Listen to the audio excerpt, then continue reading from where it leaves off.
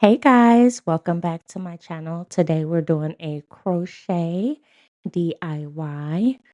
I really wanted to try this hair from Ywigs. It's the human hair crochet, the textured um hair type. It gives a very much 4C hair. I did order 6 packs.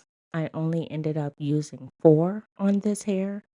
It is very soft, curly, and it comes with the strings in the middle, so it's easy to crochet in.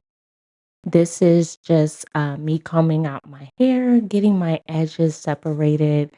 You always want to make sure that you are not braiding in your very edges. You want to promote growth and not disturb your hair texture. So I separate my edges and leave those out.